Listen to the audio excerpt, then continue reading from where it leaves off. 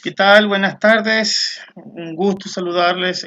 Alan con Oscar Santander, alumno de Derecho, eh, séptimo semestre, Practicum 2 de la Universidad Técnica Particular de Loja, mi alma mater.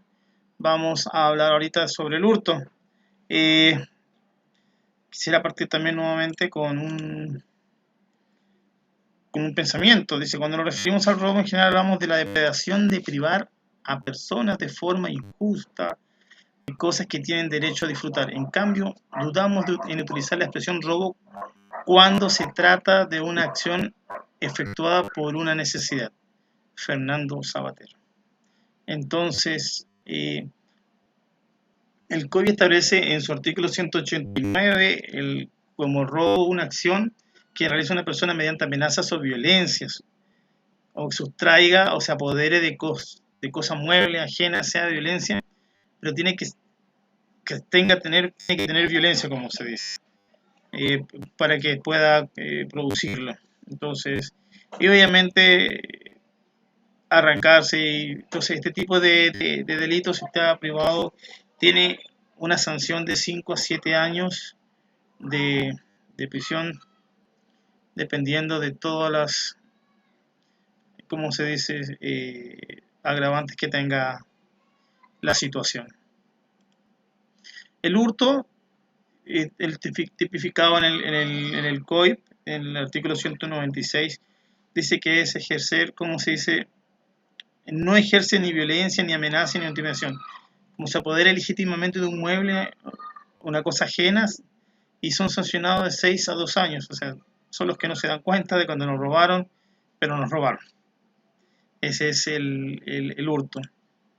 Entonces, los elementos del robo, como hablamos, está tipificado tal como el delito, que sea cosa ajena, que realice con fuerza, que exista violencia y agravantes. Existe también el ánimo de apropiarse con las finalidades de ser dueño y señor. Entonces, ese es el robo. Podemos ver la foto ahí, más o menos, ya son más fáciles de reconocer. Entonces, el elemento del hurto son sustracción sin violencia, sustracción de cosas ajenas, sustracción con ánimo de apropiarse y valor de la cosa. El valor de la cosa es un dato muy importante en el hurto, porque si no supera el 50%, realmente no es mucho lo que se puede hacer. No hay mucho, como se dice, eh, sentencia o alguna pena ahí en el tema. Mayor al 50% del sueldo básico, eh, comienzan las penas sobre el hurto. Entonces también se dice que el 25% de los ecuatorianos ha sufrido un robo o un hurto. El 14% es a nivel nacional y ¿cómo se llama? El 14.7 ha sido en Guayaquil. Entonces tenemos unos datos bien interesantes aquí de que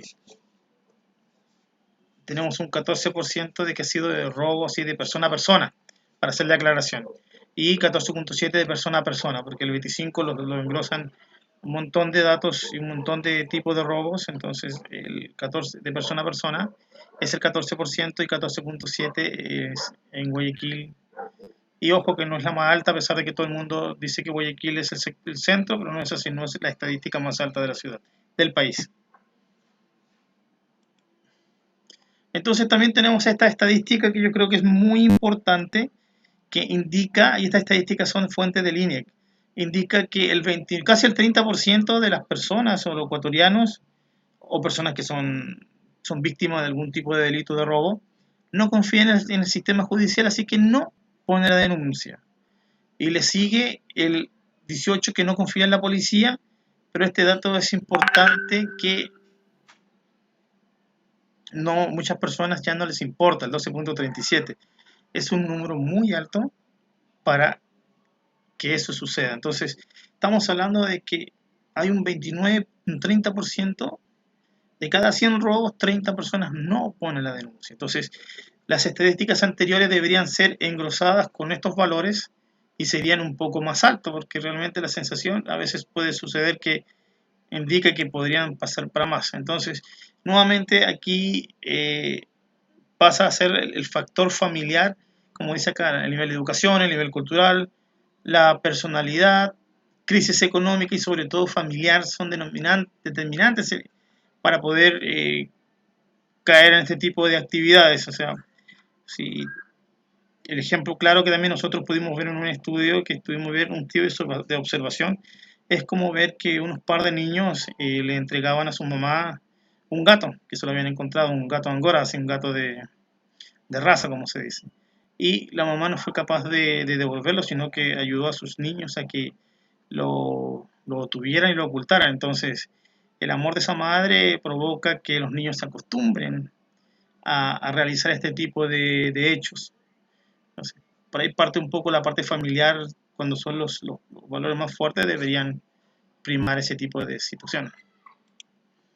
Entonces, como decía aquí, unas familias integradas de escasos recursos, el que ha sido poco, casi nulo de educación, es lo que puede llevar a esta persona a vivir con menos principios, con menos valores, el tema de valorar la cosa personal y vivir de lo ajeno. Entonces, nuevamente les invito a leer el trabajo que se ha realizado, la investigación. Hay un caso de un asalto que no se hicieron cargo ni la policía ni la comisión de tránsito, teniendo ambos mucha injerencia en el tema. Le invito al tutor que lo pueda leer y revisarlo, a ver qué le parece. Eh, y también les invitamos como siempre a nuestro consultorio jurídico para que eh, podamos ayudarles y servirles en lo que más necesiten. Esto es todo.